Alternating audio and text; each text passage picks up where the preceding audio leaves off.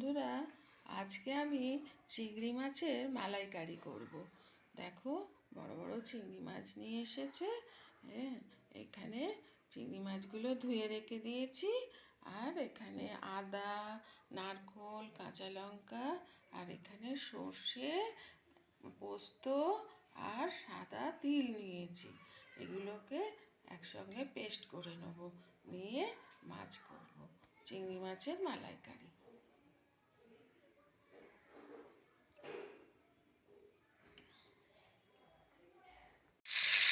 মাছগুলো ভেজে নিচ্ছি, অল্প অল্প করে মাছ ভেজে নিচ্ছি, নিয়ে রাখছি। আবার বাকি মাছগুলো ভেজে নেব, নিয়ে মশলা দিয়ে মালাইকারি করব। এই যে মাছগুলো ভেজে নিয়েছি, এইবারে দুটো তেজপাতা দিয়ে দেবো আর একটু কালো জিরে দিয়ে দেবো।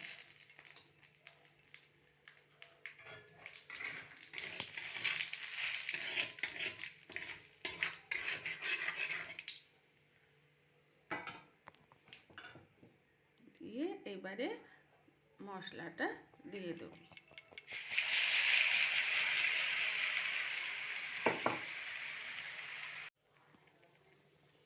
একটু হলুদ দিয়ে দিলাম,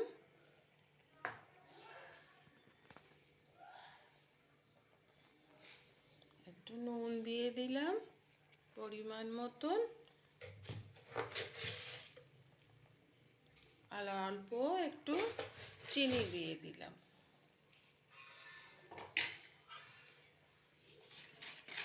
দিয়ে ভালো করে এটাকে একটু কষিয়ে নেব।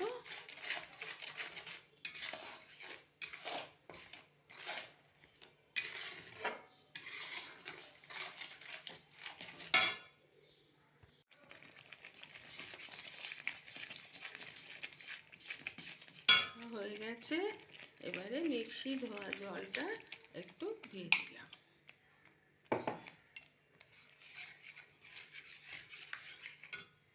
দিয়ে এবারে মাছগুলো দিয়ে দিলাম।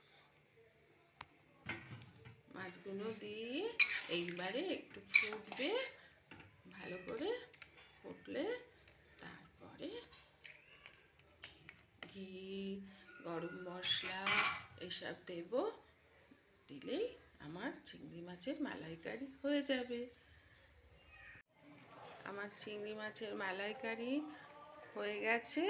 এবারে একটুখানি গরম মশলা দিয়ে দিলাম আর একটু ঘি দিয়ে দেব 1 চামচে।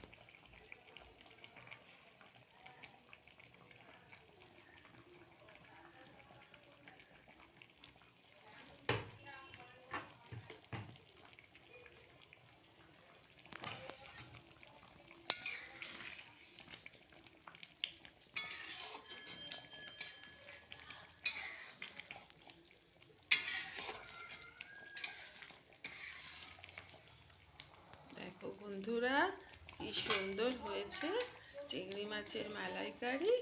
এইবারে হয়ে গেছে, এবারে আমি নামিয়ে ফেলবো। দেখো বন্ধুরা, আমার হয়ে গেছে চিংড়ি মাছের মালাইকারি। তোমরাও বাড়িতে করো, খেয়েও খুব ভালো লাগবে। আর অভিকের সাথে থেকো, লাইক শেয়ার করো। তোমরা ভালো থেকো, সুস্থ থেকো। নমস্কার।